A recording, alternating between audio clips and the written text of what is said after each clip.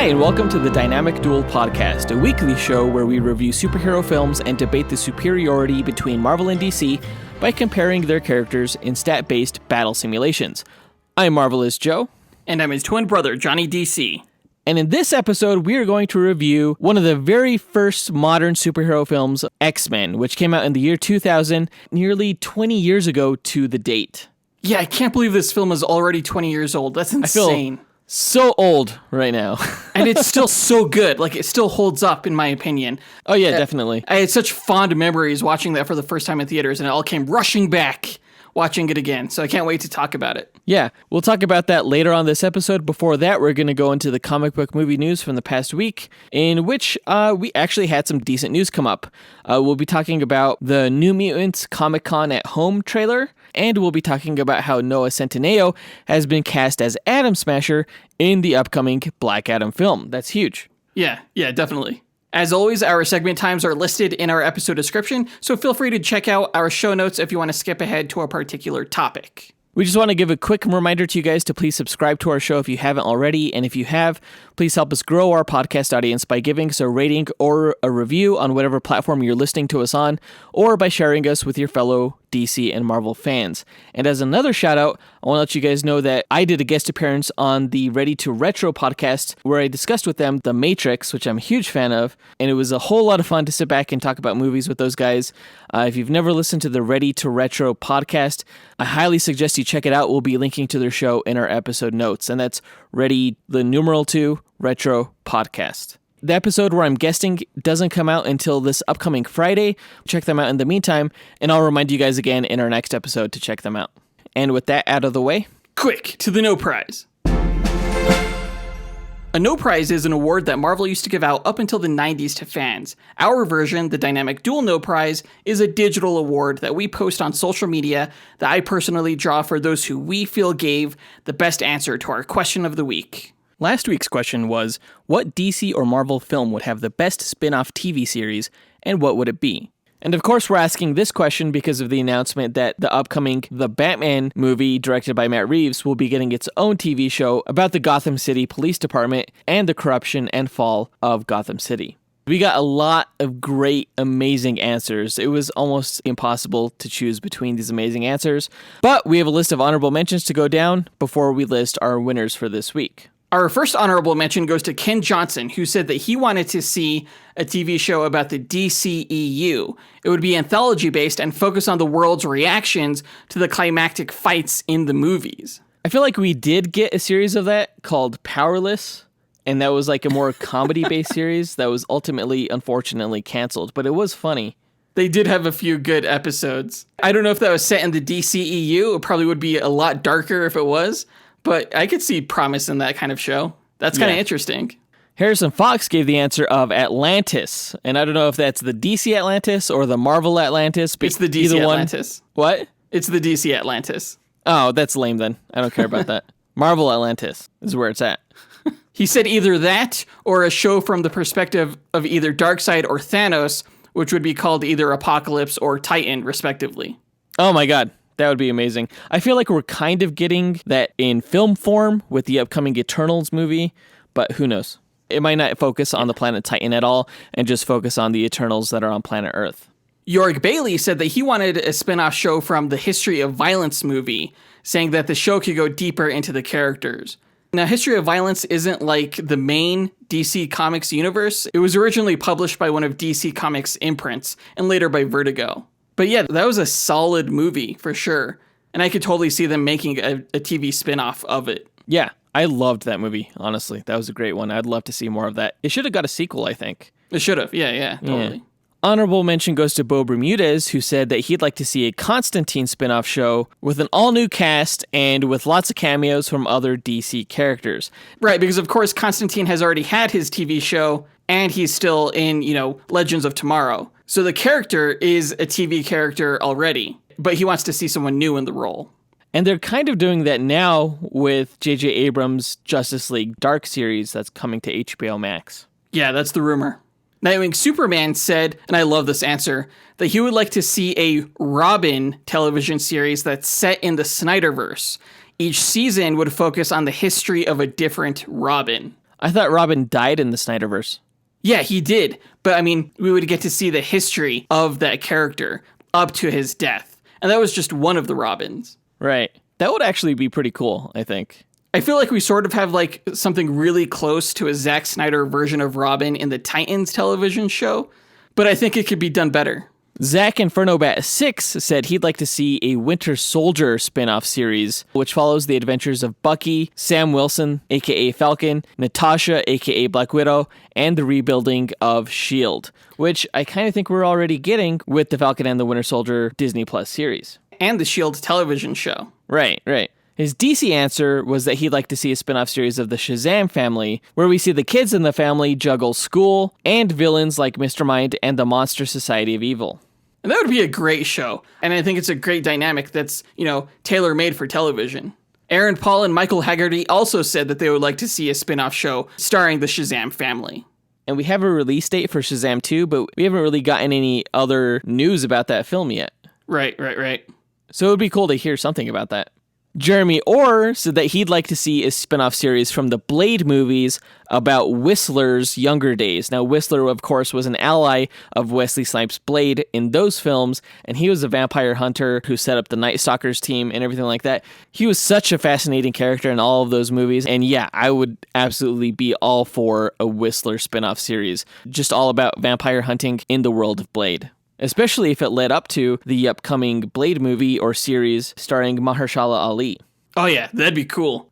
Isaiah Bethune said that he would like to see a spin-off show about the Kree-Skrull War, which would follow Talos or the Supreme Intelligence. And maybe both, like tell both sides of the story, Yeah, I mean, we didn't get really a whole lot about that backstory within the Captain Marvel movie, but I feel like there was a lot of story to tell there. And Talos was such an interesting character in that film, it would be really cool if he could lead his own series regarding that whole war. Jeff Miles Jr. said that he would like to see a Joker spin-off show telling the rest of Joaquin Phoenix's story within the asylum that he was in at the end of the Joker film, since it's unlikely that we'll ever get to see him go up against Robert Pattinson's Batman. Yeah, I kind of feel like the Joker would make a really good, long-form mini-series. I could totally see that happening. That'd be really cool. Yeah, there's just so much psychological intrigue behind Joaquin Phoenix's version of the character that I could totally see that working. I would watch the shit out of that show, honestly. But eventually, I think it would feel empty if we never got to see him fight against Batman. And at that point, it would be, I think, weird to introduce this superhero element into that particular world.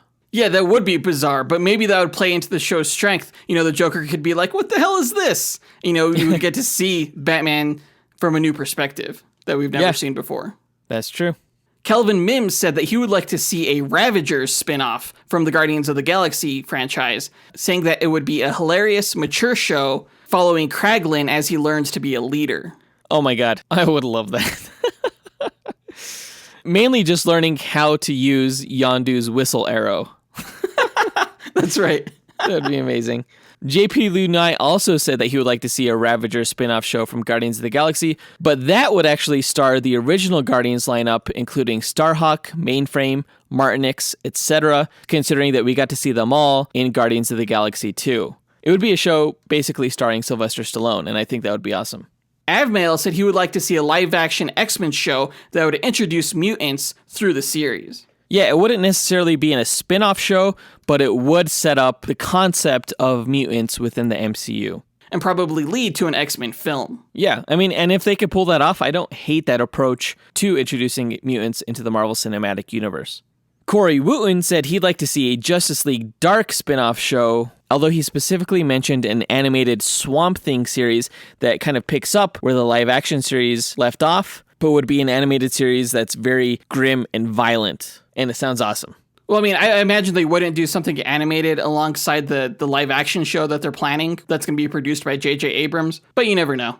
I'd rather see the live action Swamp Thing show continue into the live action Justice League Dark show. That way you have the brainchild of both J.J. Abrams and James Wan coming together. That would be amazing, honestly. They need to do that considering they kind of just left the Swamp Thing show by the wayside. Oh yeah, for sure. Make Swamp Thing season 1 of Justice League Dark. There you go. Yeah. John Speas said that he'd like to see an Evie show, which would be a spin-off of the V for Vendetta film following Evie as she became the new V character. Which, oh my god, we need to see that. Why has that not happened yet? I don't know. I mean, they keep doing new things in the Watchmen universe. Why not the V for Vendetta universe? I love that movie. Right. If you haven't listened to our review of V for Vendetta, go ahead and check that out because we just love that film. Yeah, it's one of the few times we've reviewed a film that was like outside of their respective Marvel or DC universe. Matt Estes said that he would like to see an Agent Carter spin-off show, but starring Sharon Carter as opposed to Peggy. Yeah, and that would be like a great homage to the legacy of the original Agent Carter, who was Peggy Carter. Isn't Sharon Carter supposed to be in the Falcon and Winter Soldier show? Yeah, the actress Emily Van Camp is going to be in the upcoming Falcon and Winter Soldier Disney Plus miniseries.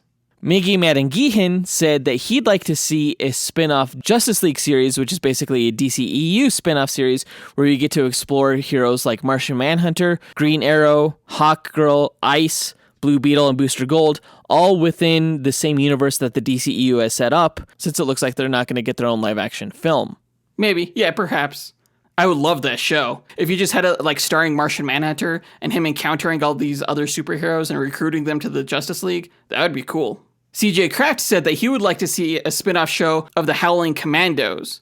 Right, and this is the Supernatural team, not Nick Fury's Howling Commandos, which fought alongside him in World War II. This would be the group of monsters that S.H.I.E.L.D. recruited to fight against supernatural enemies. The one caveat that CJ Kraft included was that one of the monsters would have to be played by Bruce Campbell, best known from the Evil Dead series, which was directed by the rumored Multiverse of Madness director Sam Raimi. Also sold. That sounds awesome. That sounds just amazing.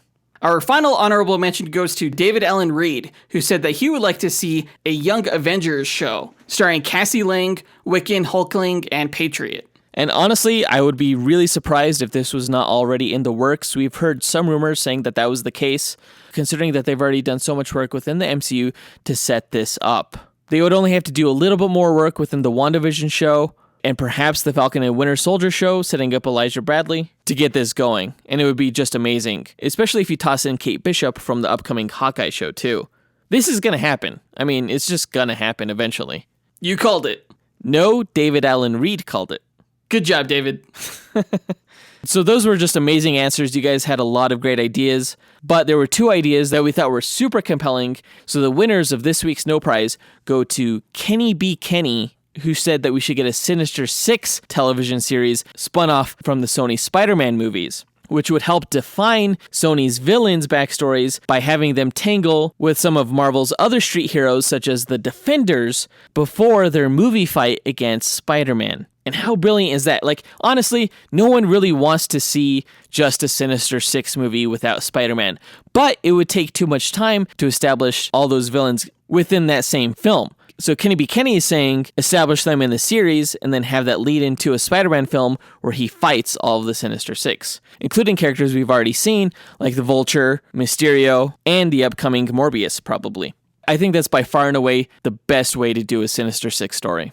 Yeah, I mean, we still have characters like Scorpion, you could do Kraven, you could do any number of new Spider-Man villains in this show, setting them up for the movie so you don't have to do it in the movie. I think that's really smart. Yeah, it might get a little tricky considering that Sony owns the movie rights to the characters, but I mean, they don't own the television rights, so technically Disney could do what they wanted, and that's why they should do it. Oh, damn, a power move. Wow. Yeah. The other winner of this week's No Prize is Kieran Pomare, who said they would like to see an Injustice television show spinning out of the BVS Nightmare sequence. Now, of course, that might be a little hard since Ben Affleck is no longer Batman, but Injustice is one of my favorite comics. And if you're ever going to tell that story in live action, I think there's no better place than, HBO Max to do it as a miniseries. There's so much to it, and it's so good. So congrats again to Kenny B. Kenny and Kieran Pomare. You guys win this week's No Prize. If you, the listener, want to win your own No Prize, go ahead and stay tuned to later on this episode when we'll ask another question of the week. And now that that's done, on to the news.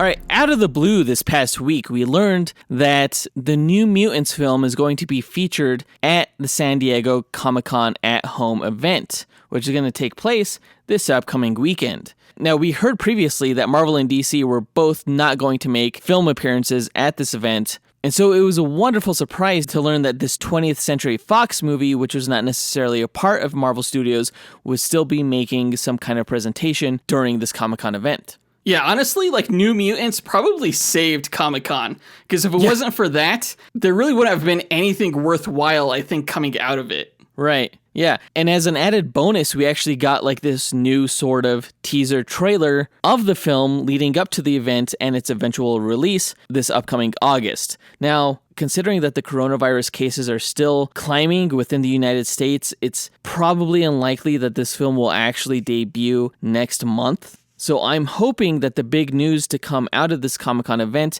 and the whole reason why New Mutants is making a presentation is because they're going to announce that this movie is going to be released digitally as well as in theaters when they finally get the chance for theaters to reopen. Or just digitally. I would be totally fine with that, honestly. The film looks amazing, but it doesn't necessarily look like something that's necessary for the big screen. It's highly reminiscent of the spectacle of something like, I don't know, Stranger Things, like is totally enjoyable on high definition home screens. And there's been some success during this whole pandemic of some films just releasing on streaming devices. So yeah, I don't think this movie totally needs to be released in theaters. I would think it would be entirely just as successful, if not more so, being released through video on demand. I have to watch something, you know? Like, give me something to watch. Let's talk about the trailer itself. So the preview actually introduces a lot of new footage. It starts off with a line from Dr. Cecilia Reyes, who said that New Mutants are dangerous, considering that they're not able yet to control their powers. Yeah, it's just a great opening line. And, you know, the fact that she's able to use the word New Mutants, you know, kind of sells why the film is called New Mutants. It's right. Not just because it was the name of, you know, the X-Men team, but because, you know, it's also introducing this concept of individuals who are new to their power. Yeah. Most of the previous New Mutants trailers have kind of set the film up as a horror story, but this one definitely has a lot more action beats than the other previews that we've seen. We see all of their characters using their powers, including Sunspot, who seems to be some sort of human torch within this movie, which is not ideal. If you guys have listened to our Starfire versus Sunspot duel episode, you know that Sunspot is actually supposed to be like pitch black, considering that he absorbs all of the ambient light around him and photosynthesizes it into strength. Though he's capable of emitting heat radiation, his primary power is to convert light into physical enhancement.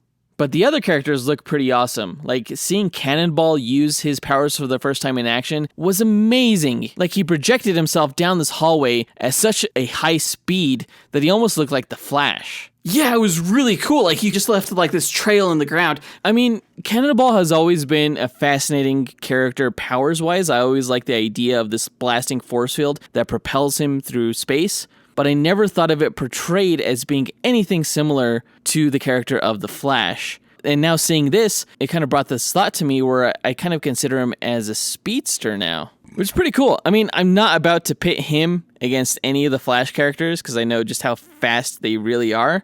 But I'm really excited about what we could do with a potential Cannonball duel episode later on. Yeah, all of these New Mutants characters are going to be fun, you know, to do duel episodes with. We don't really get to see Rain Sinclair's powers in action yet, and we haven't seen any of that within any of these trailers, honestly. I'm really excited to see what her wolf form actually will end up looking like. Yeah, I think they're kind of trying to fool audiences by making them think that the demon bear is her, like, wolf form. Yeah. But that's something I'm kind of hoping we get to see for the first time during Comic-Con at Home. Maybe they're saving it for that.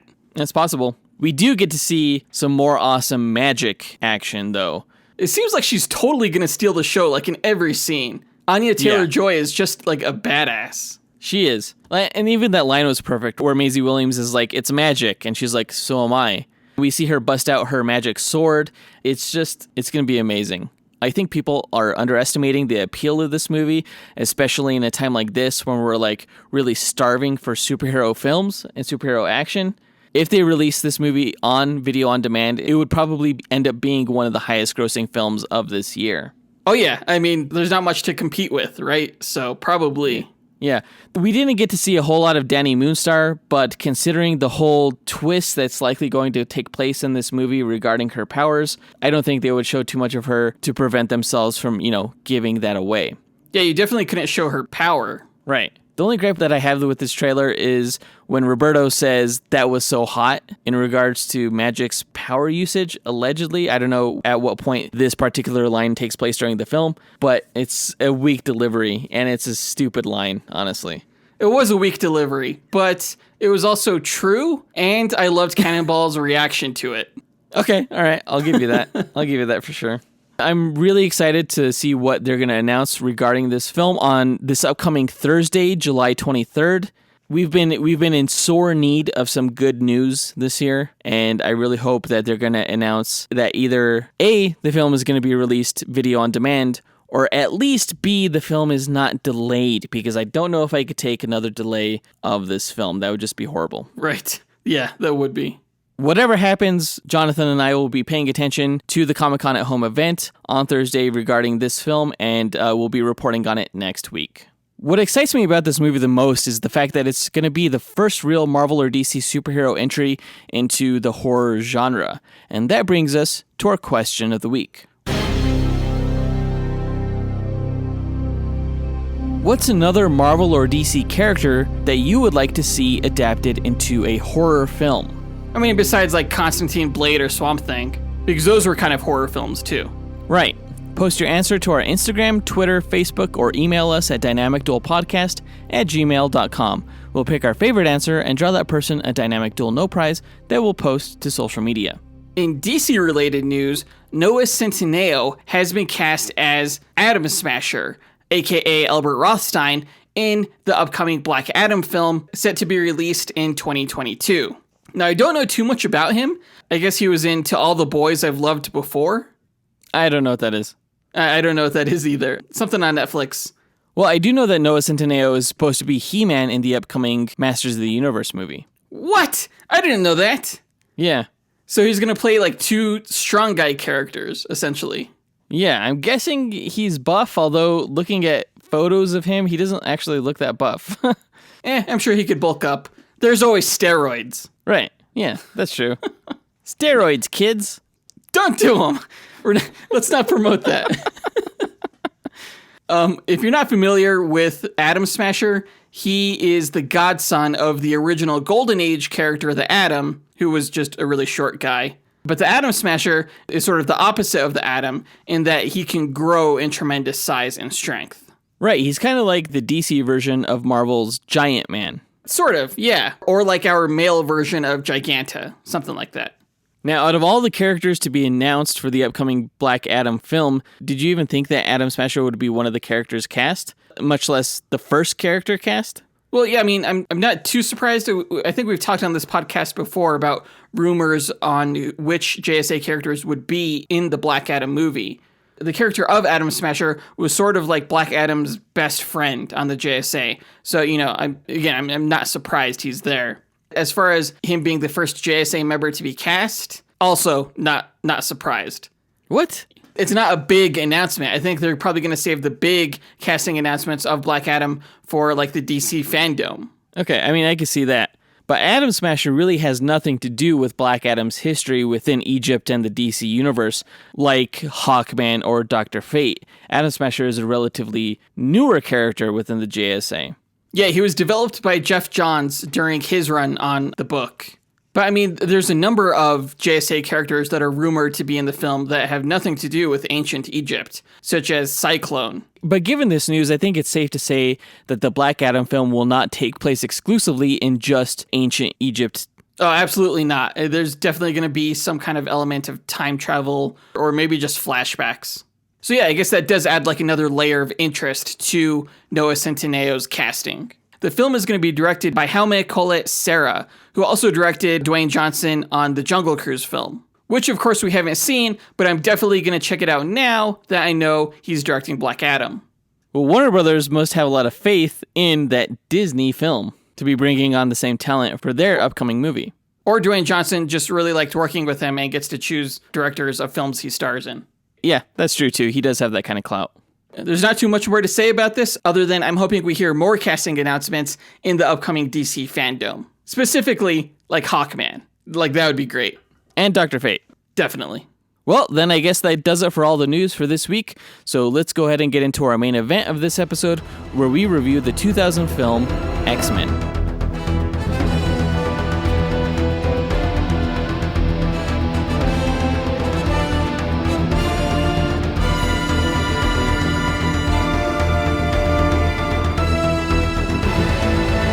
Okay, the 2000 X-Men film, directed by Bryan Singer, holds a special place in my heart personally, and really within the industry in general, considering that it was highly influential to a long line of superhero live-action films that are continuing on to this day. If you've never seen the film before, then I don't know what happened there. Something went wrong along the way. You need to go watch this film because it's really good, and it still holds up to this day. So see it, because this is going to be a spoiler review of what happens in this film, as all of our reviews are. I mean, the film is 20 years old now, like we mentioned earlier, so I'm sure there are some teenagers who just haven't seen it. I think back to like when I was a teenager, just thinking about movies that were made 20 years before that, I wasn't terribly interested in them. I mean, yeah, that's totally valid, but you were also wrong because you didn't know stuff as a teenager. So, I mean, if you are a teen and you haven't seen this film, then you're doing yourself a disservice by not watching it, because honestly, it's really good. I remember when you and I were growing up in the 90s, we were young children, we were about like 8 years old. We grabbed a spiral notebook and wrote down the cast of characters in our dream X-Men film. Oh, yeah. And who we would cast in those roles. Do you remember who we cast? I remember we cast Sylvester Stallone as Wolverine. Yeah. I think we did cast Patrick Stewart as Professor X. Yeah. And I don't remember anyone else, honestly. We cast Patrick Swayze as Cyclops. What? Whoopi Goldberg as Storm. Oh, awesome. Eddie Murphy as Bishop. Oh my gosh. Jack Nicholson as Beast. Jean-Claude Van Damme as Gambit. Demi Moore as Jubilee. And for some reason, Tom Hanks as Morph. Really, because we didn't know a whole lot of actors, and we just figured, Morph has black hair, Tom Hanks has black hair, so let's go ahead and cast him. There you go. I mean, our cast was horrible, but it just proved to show that the desire to see an X-Men film in live action was so palpable in the 90s. Oh, yeah. I mean, when we first heard that this film was coming out, it was like in 98 or something like that. And I think I was still a Marvel fan at the time. No, well, you were just beginning your transition to the dark side at the time. But yeah, we were about 12 years old, and we read in Wizard magazine that an X-Men film was in the works. And from that moment, we just picked up every single issue of Wizard magazine that we could in order to keep tabs on the production. And I remember being really excited about Patrick Stewart as Professor X, considering that we kind of like called that. Oh, yeah. And I remember just being meh about the rest of the cast, honestly. Yeah, I didn't really know who anyone else was besides Halle Berry. Yeah, I also remember being like disappointed at the photos that we saw of the costumes. I also remember seeing the first image of Hugh Jackman as Wolverine and being relieved that at least they kind of got the hair right. I remember seeing the theater standee at our local theater and nearly crying at the sight of it. And I remember seeing this movie in theaters for the first time and just being blown away. Oh my gosh, yeah. I mean, like, I remember just having like a complete moment of like existentialism. Like, this is really happening, and I'm watching it, and it's incredible. Yes, and it's so much better than I ever thought it would be. Oh yeah, so much better than like so much of the superhero fare that we had seen prior to this. Yeah, because this movie came out at a time when visual effects were just becoming advanced enough to start portraying these fantastic superpowers in live action. And we knew that it was just the start of more superheroes being adapted for the big screen. Prior to this film, the only major live-action Marvel or DC theatrical releases we got were of Superman and Batman. I mean, Steel and Blade also came out, but Steel sucked, and Blade was pretty much unrecognizable to me from the few Night Stalkers comics that I had read. And by this point in the late 90s, the Batman films had gotten just stupid. As comic book fans, we knew that studios just weren't understanding that the best way to bring in fans was to honor the source material, which was often so much more than just cool costumes and powers, like how the studio saw it. You know, there were compelling stories to be told here, real weighty and epic tales that would be amazing in live action. all comic book fans saw the potential. We were just waiting for the right film. And X-Men was that film. Yeah, it was sort of like the dawn of a new era of superhero films. Absolutely, because X-Men understood that they needed to draw in fans by respecting the source material. And that's why it was so influential. And it wasn't later on until I had realized, who was involved behind the scenes. Laura Schuler Donner, of course, is the wife of Richard Donner, who directed the first Superman movie. Yeah, and Kevin Feige was an assistant producer on this as well, who later went on to create the Marvel Cinematic Universe as we know it. It set a really strong foundation for what was to come. And most importantly, it was a movie where its message and themes came paramount. It was less about costumed heroes fighting crime, and more about bigotry and prejudice. It made the film feel very adult and very relevant in a way that no other superhero film prior to this ever had.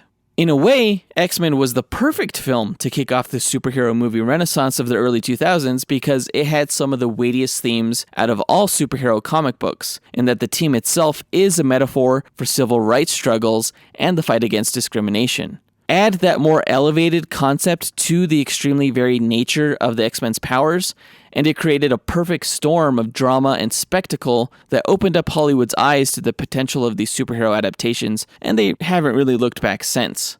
Not all of the subsequent films after this movie have been great, but the legacy of this film is just incredible, and I'm very thankful for it. However, as influential as this film was for the industry and as great as it was for general audiences, there was a bit this film got wrong that I'd like to talk about.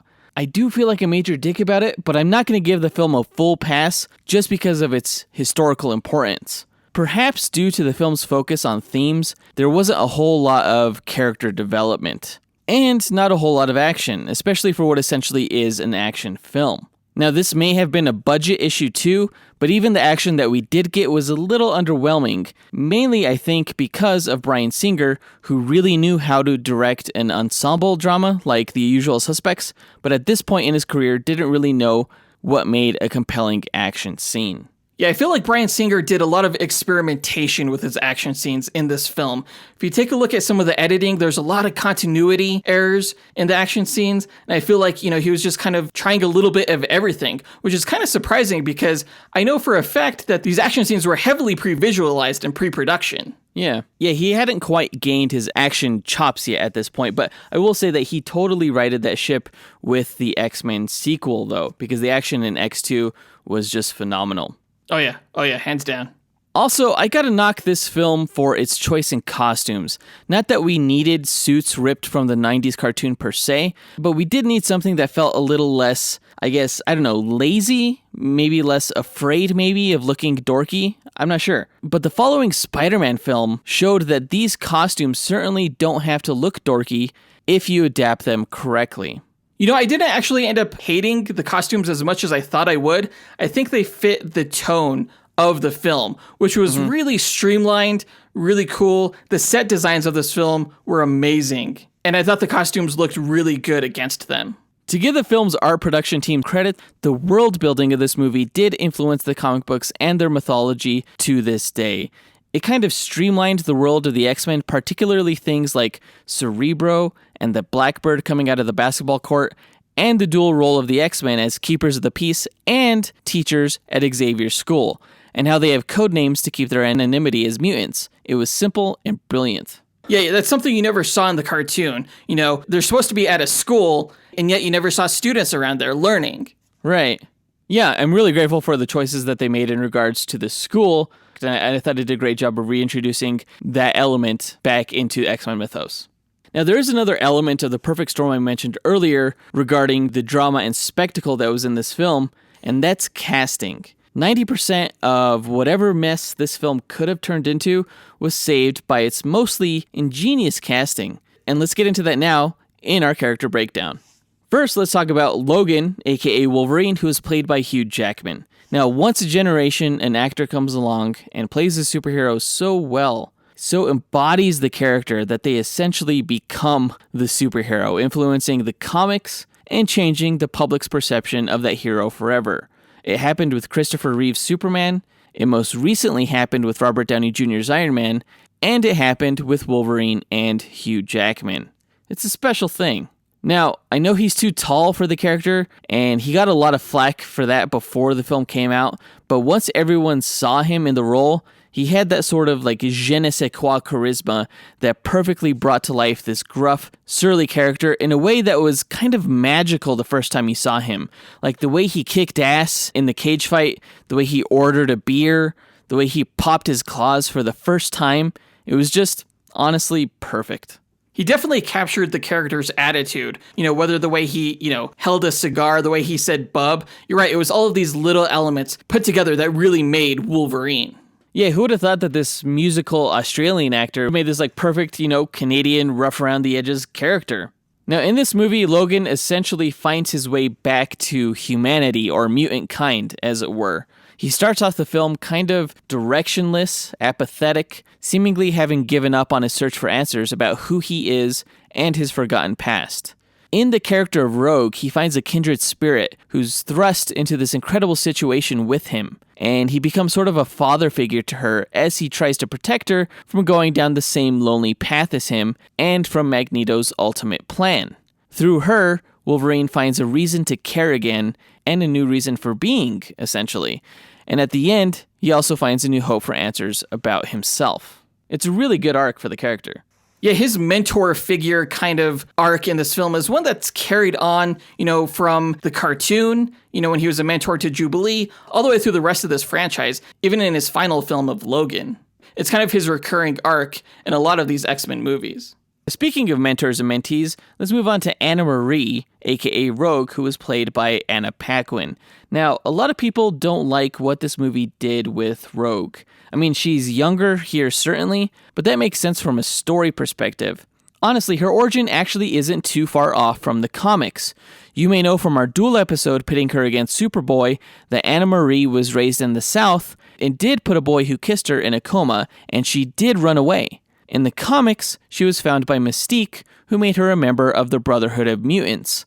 Rogue was an X-Men villain, albeit a conflicted one, who ultimately switched sides to see if Professor X could help her manage her powers. In this movie, they just skipped the Brotherhood part. Here, she was found by Wolverine instead of Mystique, and they were in turn discovered by the X-Men. Rogue's personality is far different in the books, as she grew up from a bitter and morose woman into a fun-loving spirit who was more able to accept her condition. The travesty in this franchise is that we never got to see that growth for the character. It could have been a wonderful arc about self-acceptance, and instead, she just remained static. I agree that the character is very different from the one in the comics. That being said, I did think Anna Paquin gave a really good performance. She is a talented actress. There's a lot of subtle, brilliance to it, I think. It came across to me as very technical. Yeah, I do think that she did an okay job in the role. I do really like how her power set was utilized for the plot in this film, for the fulfillment of the villain's plan, and how that led to her kind of needing to be rescued by Wolverine, who had adopted her as kind of this father figure. It all played together really well. Yeah, the characters of Wolverine and Rogue really were the stars of this show. It was through them that we're introduced to the X-Men and not the other way around. The other X-Men characters are kind of minor characters in comparison to them. That's absolutely true, which is kind of a shame. Honestly, Cyclops and Storm and Phoenix are relatively underdeveloped. It was an ensemble film, but really there were only a handful of characters that really mattered. One of them being Charles Xavier / Professor X, who was played by Patrick Stewart. Now, earlier I mentioned that once a generation, an actor comes along that perfectly embodies the character, but what I really meant to say was twice a generation, because Patrick Stewart is Professor X. And not even all the James McAvoys in the world can dethrone Patrick as the one true professor in my eyes. As brilliant as Hugh Jackman's casting was, he was essentially a long shot, being that he was relatively unknown at the time. Patrick Stewart, however, was an amazing grab on behalf of the casting director, and brought so much clout to this looked down upon genre. Who would have thought that one of the greatest classically trained actors of our time would agree to do this, perceived cartoony kid stuff? And that's probably what most people thought. But he came in, and he didn't just phone it in, he brought it. These Shakespearean actors in this movie, he and Ian McKellen as Magneto, they made their scenes together feel like a Shakespearean drama. And I'm just so about that. Like, I could watch nothing but just Ian McKellen and Patrick Stewart playing off each other. Yes. From early on in the film when they're at the Senate building to the last scene when they're playing chess. Absolutely. Ian McKellen and Patrick Stewart are a little older than how the characters of Magneto and Professor X are typically portrayed in the comics, but they needed to make Magneto a believable Holocaust survivor and couldn't really include any de-aging on behalf of the Shi'ar alien race that happened in the comics. So yeah, they're older here, but no less badass. I think including the internment camp scene at the beginning of this movie was so powerful in terms of setting up Magneto's motivation, how he's fighting on behalf of mutants, albeit in a contemptible way, to avoid seeing them suffer like Jews did during World War II. And he's using the Statue of Liberty's torch as a symbolic message to world leaders. He's a fascinating character, an antagonist whose actions are always understandable, if not always defensible. If you guys want to learn more about Magneto, listen to our duel match between him and Sinestro, because that was a fun one. Yeah, it's really easy to empathize with the character based on the opening scene, which I agree is really powerful, and it does a fantastic job of setting up the world where mutants exist. Yeah, it so perfectly set up the themes that we would be dealing with later on in the movie that I would describe it as pretty much a perfect scene. It's one of the most perfect openings to a film in, I think, the history of film. That's kind of a bold statement, but it's kind of true.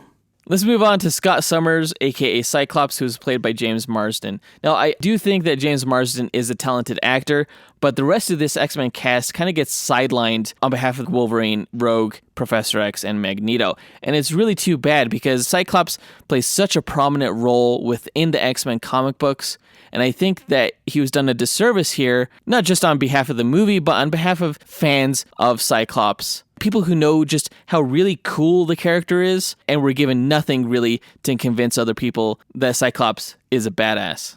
Growing up, my favorite character was not Wolverine. It was always Cyclops. And I have to think that, like, if Wolverine didn't exist, people would love Cyclops as much as I do. But of course, anytime Wolverine is around, he steals the show. I think it's just, because of his bad boy nature. And Cyclops is sort of seen as kind of bland in personality, the rule follower.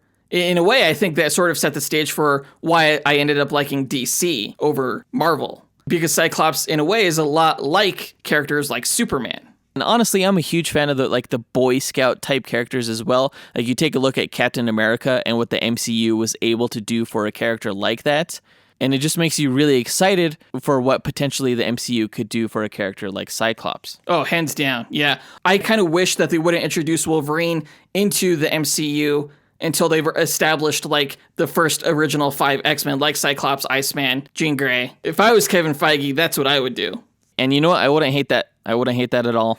I do like the portrayal of Cyclops' powers here. I think it did a great job of showing exactly how his abilities work, how they're not a heat beam like subsequent films have portrayed, which is stupid, but they're a force akin to like a cannon strapped to his head or like a fire hydrant or something like that, but way more powerful. Right, when you see him blast the metal door, it doesn't melt the door. Or when you see him blast off the roof of the train station, it doesn't cause like a fire. It just blasts off. Right. It's great, and I think it's so much more unique than just laser vision. Let's move on to Jean Grey, who is played by Famke Janssen. Now, she also didn't have much to work with, much like Cyclops within this film, but I think that Famke did a fantastic job of still standing out despite that. I think she had a little bit more bearing on the plot than, Storm or Cyclops, mainly because of her relationship with Wolverine. And I think that's probably why she stood out a little bit more. In the action scenes, however, she was, like, useless. Yeah, the character is capable of so much more, and thankfully they were able to kind of delve into that in X-Men 2. Let's move on to Aurora Monroe, aka Storm, who is played by Halle Berry. Now, she was also a character who was not given much to do, and she still stood out, but I think she stood out in a bad way, mainly due to her attempt at an African accent. Not gonna lie, when she won her Oscar, I was like, really? Halle Berry? Like, I hadn't seen Monster Ball. I wasn't old enough to see it. But I was like, have you seen her in X-Men? It's horrible. Yeah, she's definitely not the Storm that we know from the comic books, and I'm still waiting for the day when we get to see the true powerful, regal leader in live action. I just never really got the feeling that the films ever knew what to do with her. She's an insanely powerful character, so I could kind of see how it would be difficult to use her without her just, solving all of the problems with a snap of her fingers. Mm-hmm. But I agree that they could have done better with this character. Yeah, she's such a prominent and important figurehead to the X-Men characters within the cartoon and the comics. And it really wasn't on display here, but I do think that she did get a semi-good moment when she was talking to Senator Kelly, and he asked her if she hates normal people. And she admitted that she sometimes does. Yeah, that was kind of powerful. She says that she fears them. It's good stuff. It's relevant to all matters, I think, of prejudice. Yeah.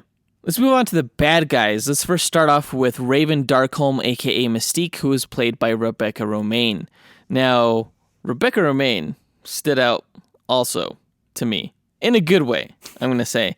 She's a really good actress, and I do think it was kind of ridiculous that they made her naked in this film. It was just so gratuitous, because they didn't really need to do that, considering that she's a shapeshifter who can create her own clothes. She admitted in an interview in one of our Wizard magazines that the reason they chose to go this, blue scale naked route was in order to draw in the young male audience, as if they weren't going to see it already. That being said, despite the fact that she was essentially nude in this film, she totally sold her action and badassery, as was necessary to take the character seriously. And so cool. Everything about her, the way she fought, her music. Yeah, Mystique is such a formidable force within the comic books and the Brotherhood of Evil Mutants. I think they did a great job of capturing that here, even despite the fact, that she had minimal dialogue. She still felt like a force of nature. Sabretooth was also part of the Brotherhood in this movie, aka Victor Creed, who is played by the wrestler Tyler Mane. I think Tyler Mane made an amazing Sabretooth in terms of his looks and in terms of how he acted. It was a surprising departure from the X-Men Origins, which I do consider part of the same timeline, unlike the First Class timeline. So for me, it's always hard to wrap my head around the idea of Wolverine and Sabretooth being brothers and having still met up for the first time in this movie. So the way I kind of do that in my head is to figure that Victor Creed was a mutant that was so after improving himself through genetic experimentation that he stayed on with Weapon X and ended up kind of mutating himself beyond recognition and getting his own memories erased. So that they were at a point where, despite the fact that they were brothers, neither Sabretooth nor Wolverine recognized each other. Of course, that has no bearing in the comics whatsoever, but it was the canon that was set up from X-Men Origins Wolverine, which was not a great film. If you want to hear us rip that movie to shreds alongside John and Adam Speas from the Blast from Our Past podcast, go ahead and listen to our review of X-Men Origins. But yeah, Tyler Mane, I think, there really wasn't much to the role, but what the role did require, he knocked it out of the park, I think. He definitely has the best Sabretooth look out of all of the X-Men films.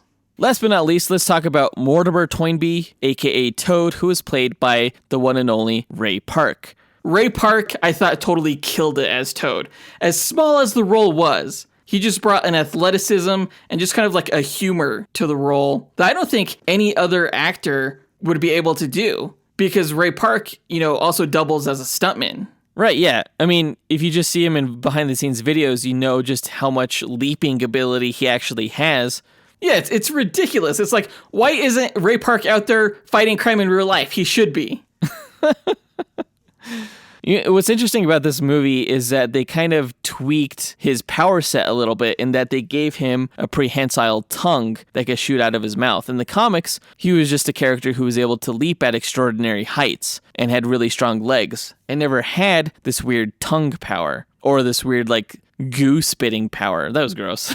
Yeah, they made him way cooler in the movie than he's ever been in the comic, I think. In the comic, he looks kind of like a weird medieval hunchback weirdo. But in the movie, he actually looked, still kind of gross, but in a cool way, befitting the whole tone of the film. Right. I do wish he would have kept those big goggles that he was wearing when we first saw him throughout the whole film. Yeah, they definitely made him seem more Toad-like, I think. It was a cool look for sure. But I think that does it for all the characters for this film. Let's go ahead and get into our story highlights. The film starts off in the internment camp, which we've already stated is probably one of the best openings for any movie ever. It just carried so much dramatic weight, it was so heartbreaking, and forced you to come to grips with the reality that mutants are facing in this modern day persecution. Followed by the scene with Rogue putting her guy friend into a coma by accident. At that point, we kind of see the potential instability and danger that a mutant can pose if they're not in control of their own abilities. I love how real that scene felt. Yeah, just little touches and choices. I really commend Bryan Singer and Anna Paquin for that. From there, we go into the Senate hearing where we see Jean Grey advocating for mutant rights and Senator Kelly opposing her through the Mutant Registration Act. This is probably my favorite scene in the whole movie. Just in terms of world building, the way it sets up some of the themes of the film and the complications that arise in this world. It's a political debate, and it's really fascinating to hear both sides because you could understand both sides. It was really great to see this lead into the introduction of Professor X and Magneto as well. Oh yeah, for sure. And their dialogue was really fascinating. You know, two sides debating valid viewpoints. You understand right away that Professor X wants mutant kind and humanity to work together, and you get that Magneto feels he is superior to the humans and doesn't want to hear any of their bullshit. From there, we go into Alberta, Canada, where we first see Wolverine fight in a cage match, and then get confronted by one of his opponents who says he cheated through the use of his mutant powers.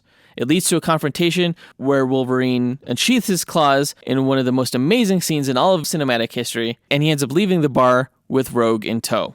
Yeah, seeing his claws pop out of his skin for the first time, like tearing through the skin, was just mind-blowing. I love the conversation that Wolverine and Rogue have, you know, in the car when she asks him, like, if it hurts. It was something that I never thought of in the comics, but immediately thought of when I first saw his claws pop out of his skin. Yeah, it kind of makes you think that it would suck to have Wolverine's powers, right? Because, like, every time you popped your claws, it would feel like you were getting stabbed in your knuckles 6 times simultaneously. Ouch. That sounds horrible. It does. They're attacked by Sabretooth, and we get the big dramatic entrance of the X-Men, specifically Storm and Cyclops, who rescue Wolverine and Rogue from the Brotherhood's attack. Now, they never explicitly say how the X-Men found Wolverine, but I imagine that they were tracking Sabretooth through Cerebro. Yes. Yep. They kind of alluded to that in the subsequent scene where Rogue and Wolverine are taken to the X-Mansion and we're introduced to the school, and a sort of deal is made between Professor X and Wolverine for him and Rogue to stay there while the X-Men kind of investigate what Magneto wanted with them. It's a scene that kind of wraps up the first act and kind of sets up the story of the film, what Magneto wants with Wolverine. And it's not until the middle of the film they actually find out he's not the one he wanted after all. Yeah, that was a pretty nice twist. I definitely thought that the whole time he wanted Wolverine was because he could, like, control him as his own weapon the first time I saw this movie. From there, Senator Kelly gets kidnapped in his helicopter, and he's taken to Magneto's base, where Magneto uses some kind of device on him, and we don't know what it does yet. Back at the X-Mansion, Wolverine has a nightmare about his previous life, and he accidentally stabs Rogue through the chest. In a harrowing scene, I assume if you don't know that Rogue can take mutant powers yet at this point, but she does take Wolverine's powers and uses his healing factor to heal those stab wounds. I watched this film with my daughters. My daughters freaked out at that scene. They're like, oh, he killed her! Oh my god. Yeah. Senator Kelly mutates into this weird fish, watery, stretchy guy. Yeah, what the hell was his power? I think it was like breathing underwater and stretching. It's an interesting combo there. Yeah. The incident between Rogue and Wolverine leads to Mystique manipulating Rogue into running away from the school to a nearby train station. The team goes after her, along with the Brotherhood of Mutants. We learned that Magneto was seeking her this entire time, and Toad steals Cyclops' ruby quartz visor, and Storm gets attacked by Sabretooth. It's just a whole lot going wrong for the X-Men at this point. I thought this scene was a great moment for the villains. It was sort of like their chance to shine. As they're leaving the train station, Magneto gets confronted by a bunch of police officers and he turns their guns against him, but gets stopped by Professor X, who takes control of Sabretooth and makes him put his claws around Magneto's throat. To which I say, why didn't Professor X just have Sabretooth lift Magneto's helmet off his head? That would have been just as easy to do. That was always one of the things that bothered me about this film. Or, I mean, even Jean Grey could have used her telekinesis to lift it off. Exactly. So basically, the Brotherhood escapes with Rogue, and the X-Men deduce, after reading Senator Kelly's mind, that Magneto is going to transfer his power into Rogue to power a device that turns normal humans into mutants. So the X-Men fly over to Liberty Island in order to stop Magneto, And en route to the Torch, they're confronted by the Brotherhood of Evil Mutants, Sabretooth, Mystique, and Toad. They put up quite a bit of a fight before Storm ends up taking out Toad with the worst line in all of movie history, which we mentioned before on this podcast. If you guys don't know, the line is basically based around a joke about what happens to a toad when it dies. It croaks. That's kind of the pun. And audiences were supposed to intuit that and then be shocked by the subversion of Storm instead saying the same thing that happens to everything else. But since most people didn't know that it was the setup to a joke to begin with, it just came off as really, really stupid. Yeah, it's a groaner for sure. Wolverine ends up fighting Mystique in a drawn-out fight that ultimately leads with her being stabbed by Wolverine, and the X-Men go up into the head of the statue where they're confronted by Magneto and Sabretooth. There's a big fight between Sabretooth and Wolverine, which I think is actually pretty amazing and iconic. Oh yeah, hands down. Seeing them fight at the top of the Statue of Liberty with the fireworks going off. Like, when have you ever seen anything like that before? It was really amazing. The one thing I didn't like about it is how Wolverine uses his claws to like spin around one of the crown horns. Right. It's like, I'm pretty sure he would just slice right through it and keep falling. That's probably true, honestly. I don't know what he was like pivoting around, but I mean, it was a cool visual nonetheless. I love the teamwork they used to get Wolverine to the top of the Torch. Like, all four of the X-Men characters really played their part in stopping Magneto in the end. Right, yeah, like Storm and Jean Grey, they got Wolverine to the machine so that he could destroy it, and Cyclops was the one that stopped Magneto from stopping Wolverine. Wolverine ends up destroying the machine and saving the day. Rogue appears to be dead at first, but he lends her his healing factor again, and nearly almost dies in the process. I love the rationale they gave behind Rogue's like white hair streak.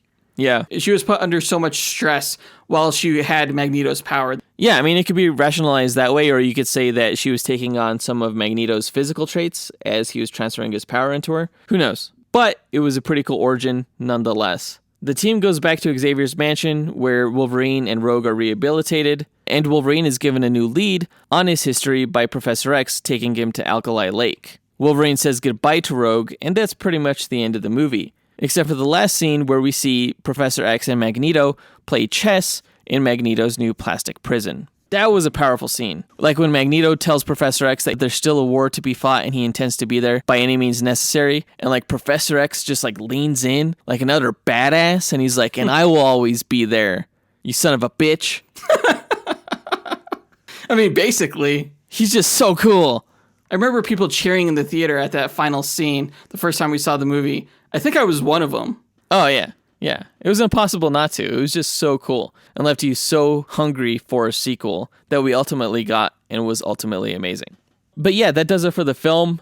Overall, well, I think that this movie made some pretty major story and character mistakes that would influence the franchise for the rest of its duration at Fox. I think that ultimately it did a great job of setting up the mythology of these characters within their own universe. The action scenes were far and few between, but the action that we did get was pretty decent. The cast was mostly amazing, especially Hugh Jackman, Patrick Stewart, and Ian McKellen. And the film holds up. I still really like this film, watching it after all these years. It's not, of course, of the caliber of more recent superhero films, but it set a damn good foundation. And I think to that end, I rate this film 3.5 stars. Now, I would initially think that would be kind of harsh. I would lean a little bit more towards 4 stars, but I understand where you would give it 3.5 due to the costuming. And the lack of character development for the other X-Men heroes in the film. So 3.5 stars is what we officially rate this film, which is about in keeping with what our Instagram followers rated this film, which was around 4 stars-ish. Let us know what you thought about the movie by writing into us at dynamicduelpodcast@gmail.com or by visiting us on Facebook, Instagram, or Twitter. You can find links to all of our accounts by visiting our website, dynamicduel.com. And while on our website, you can find a link to our merchandise store, which is on TeePublic, where you can find a variety of merchandise such as t-shirts and face masks and notebooks and stickers with our no prize artwork on it, as well as some additional fan art. This week, I will be drawing Forge as a tie-in to our last episode where we pit him against Mr. Terrific. Our next episode will be another duel, this time between Alan Scott, the Green Lantern in the JSA, and Iceman. Right, Bobby Drake from the X-Men. It's going to be a really exciting matchup, guys. Be sure to tune into our next episode. In the meantime, we want to remind everyone again to please subscribe to our show if you haven't, or please leave a rating or a review on your platform of choice. Sharing the show on social media or in person is also a big help for us. But that does it for this episode. We want to give a big thanks to our executive producers, Jace, Crump, and John Speas for helping make this podcast possible, and we'll talk to you guys next week. Up, and away. True believers.